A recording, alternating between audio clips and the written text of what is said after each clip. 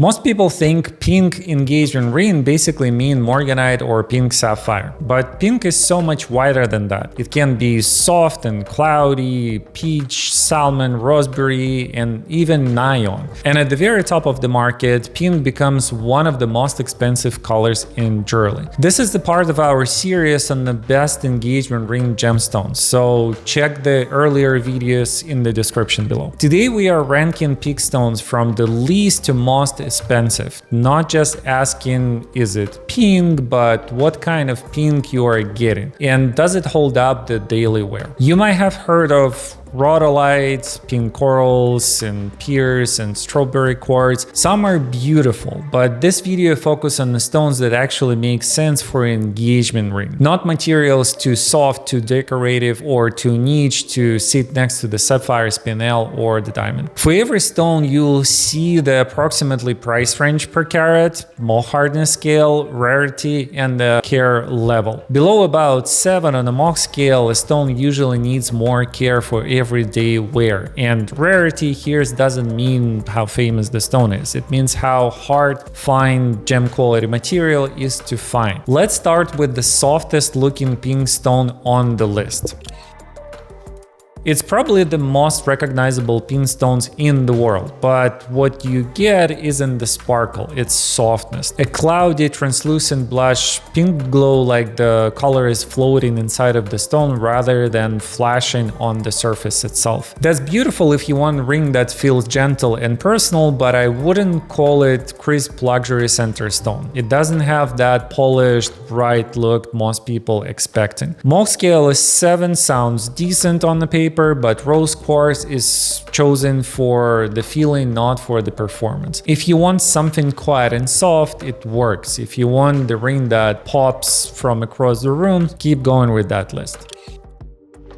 This one matters because not every pink stone is soft pastel. Rhodolite gives you raspberry, wine pink, and deep romantic red pink tones. If Morganite is soft and airy, rhodolite is deeper and moodier, more like candlelight or raspberry velvet. A lot of buyers say they want pink, but once they start looking, they realizing they actually want depth. Something rich and more saturated than the pale pinks. That's exactly what rhodolite delivers. It also carries some real history. Garnet has a long run in the antique jewelry, so rhodolite has that old world feeling, but brighter and more colorful than the dark red garnet most people pictures first. The trade-off is that the garnet isn't hard as the sapphire, so think about your setting. But as an affordable pink to red option, rhodolite gives a lot of colors for the money.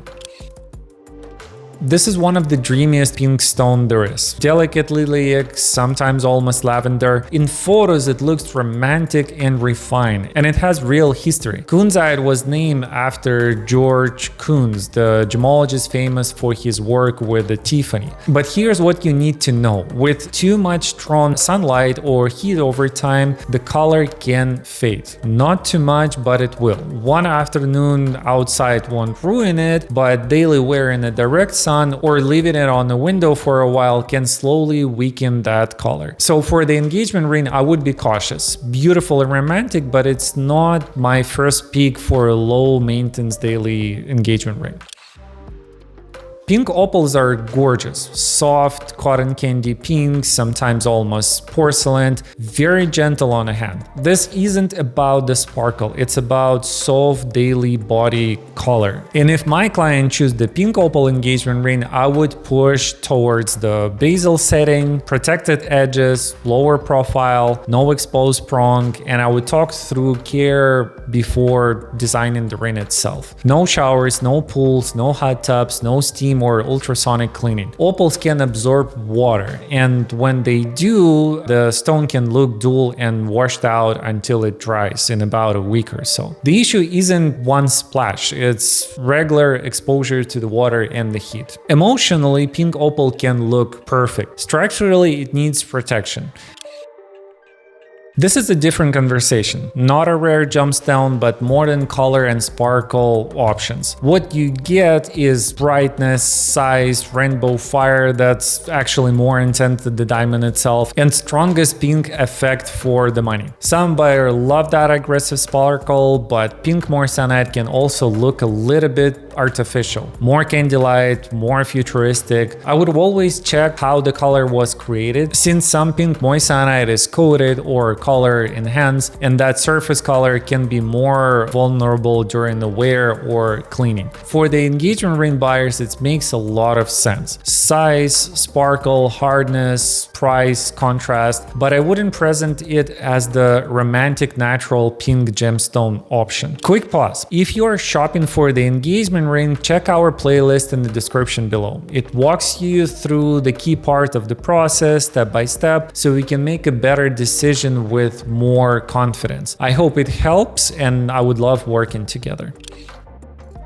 Pink Topaz can look bright, clean, or sparkly, much more like a true faceted jewelry stone than the rose quartz or pink opals. Sharper flashes, cleaner surface, brighter pink, but Topaz shows why hardness isn't the whole durability story. Mohs scale 8 is good for scratches, but Topaz has cleavage. It can split from the hard blow in certain directions. So in my ring, I would want the thoughtful setting. And if the price is high, I would want to know whether the color is natural or treated. Pink Topaz can be beautiful for careful wear, but if you want a ring you never think about it, look at the sapphires, Spinels, Morganite, or diamonds first. This stone deserved to be here. People heard zircon and think cubic zirconia, but natural zircon is the real gemstone, and visually it's far more impressive than expected. It has strong fires, strong brilliance, and double refraction, which can make facet look doubled inside the stone, giving an almost electric sparkle. In pink, that's interesting. Not the soft blush of Morganite, not the durability of the sapphire, but a very unusual pink with an old world feeling. And here's one of the best facts. Some zircon crystals are among the oldest minerals on Earth. So this stone is often mistaken for something fake when it's actually one of the oldest natural minerals we know. The downside is wear. Zircon isn't as tough as the sapphire Spinel, and facet ages can abrupt over time. I like zircon, but I would set it carefully.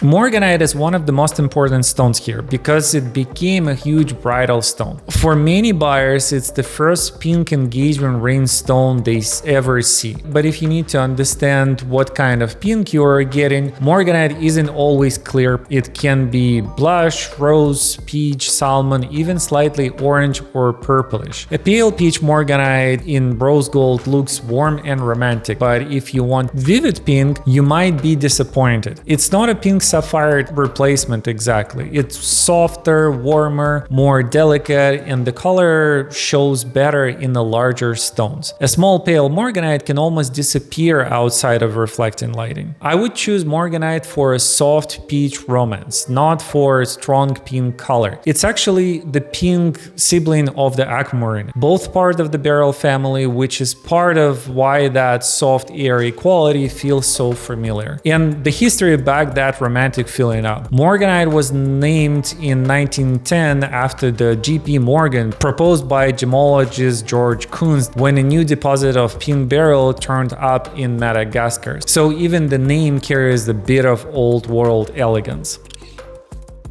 This is one of the most practical choices in the video. Black pink sapphire is the real sapphire, same mineral corundum, just grown in the lab instead of mine. You get the strong pink color, excellent hardness, great daily wear confidence, a cleaner appearance, and much more accessible pink than fine natural sapphire pink. More about them in a separate video, check them out. This is one of the most expressive stones here. Soft rose, bubblegum, hot pink, raspberry, sometimes edging towards rhodolite. Morganite is usually soft. Pink sapphire is usually classic, but pink tourmaline feels more energetic and fashion forward. Two things to watch: color and inclusions. Pink and red tourmalines often have visual inclusions. Not automatically a problem, but if they make the stone looks dual or fractured, the color color loses its power. Cut matters too. A badly cut tourmaline can look dark in the center or uneven, while a good one looks alive. And about a rhodolite, that terms usually refer to the richer pink-red side of the tourmaline, but not every pink tourmaline deserves it. Don't overpay it for the label. Look at the actual color and how it performs in normal lighting. That's where your engagement ring going to be worn. Pink tourmaline is the grade if you want something stronger and more expressive than the Morganite without jumping all the way to the fine sapphire pricing. This is one of the best stones on the list that most buyers still don't know about. It can be soft pink, hot pink, vivid pink, pinkish red, sometimes almost neon. And the best stone looks clear, sharp, and bright in a way that really differ them from the Morganite and Tourmaline. This is where pink starts to feel serious and modern, more electric, and crystal clear than the Pink Sapphire. Historically, Spinel has the fascinating connection to the ruby. For centuries, famous red Spinels were mistaken for the rubies. The modern story matters too. Mahenge Spinel from Tanzania brought vivid pink and red Spinel into serious attention among collectors. So it became a beautiful gem on its own right, not just a stone confused for the ruby. For the engagement ring, I really like pink Spinels. Good hardness, excellent brightness, less obvious than the sapphire. Unlike sapphire, Spinel is rarely heat treated. But if the stone is expensive, the lab report still matters, since both natural and synthetic Spinels exist.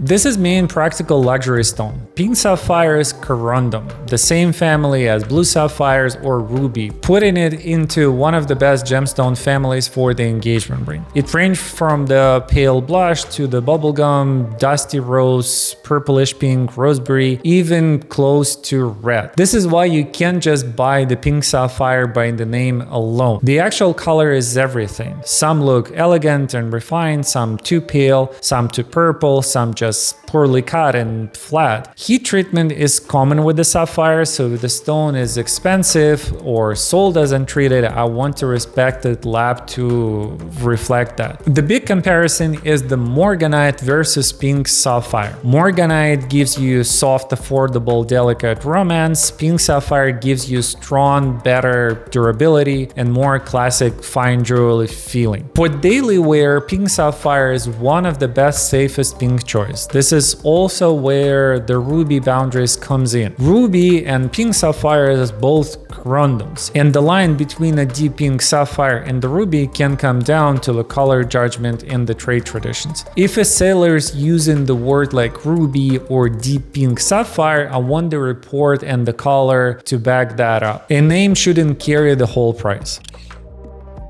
This is the realistic pink diamond route for most of the buyers. It's real diamond grown in the lab, so you get a diamond hardness, diamond sparkle, and pink color without natural pink diamond pricing. For most of the jewelry history, a true pink diamond look was out of the reach for a normal budget. Lab-grown diamond changed that, but the value logic is different. A lab pink diamond isn't the cheaper natural pink diamond. It is its own category. The look, the durability, the price control, but not the natural rarity of the Argul mine story. For most buyers, lab pink diamonds is sensible if you want that pink look in a ring you can wear every day. This is one of the most misunderstood stones in the pink world because it's not simply pink sapphire. It sits between the pink and orange. The best stones have a delicate pink-orange balance, often described as the lotus flower, sunset, or the peach pink. That's exactly why buyers get confused. Once the stones enter the peach pink-orange space, sellers might want to call it Padparadscha, but not every peach sapphire has that name. Some are too orange or pink, too brown, too dark, just ordinary peach sapphires with more expensive label, if you will. If the price depends on the word Padparadscha, and it's all it does, the report needs to back that up, and even then, the stone still has to be beautiful. I would also want treatment clearly disclosed, because treatment can affect both color and the value. Princess Eugene engagement ring helps bring this stone into the mainstream. with many people seeing this pink or sapphire for the first time on a royal hand. Don't pay for the name alone though, pay for the color, the beauty, and the report. This is the luxury ending for the video. Natural pink diamond isn't just a pink version of the diamond itself, it's a completely different market. Most pink diamonds are small, the color is rare, and fine stones become collector pieces more than typical engagement ring stones. The sign is fascinating too. With the blue diamond, people often talk about boron causing the color. With the pink diamonds, the colors come from the distortion in the crystal structure. The diamonds went through the extreme natural stress, and that changed the way it absorbed the lighting. The Argyle mine in Australia made pink diamonds famous in the modern market, and since Argyle closed, that rarity story has only gotten stronger. For a typical buyer, natural pink diamond usually isn't practical recommendation. For pink beauty, look at the pink sapphire, pink spinel, or lilac pink diamond first. But if you want rarity, prestige, and one of the most famous luxury colors in diamonds industry, pink diamond is the top of the category. At this level, it's less about the size and more about the rarity. That's the full pink gemstone ranking, and what matters most is figuring out what kind of pink you actually want and how it wears day to day. If you want to find out more, check our channel. Most of those stones are already covered in our channel, and it's all in the playlist, and we'll be covering the rest soon. Thank you so much for watching, and I'll see you in the next video.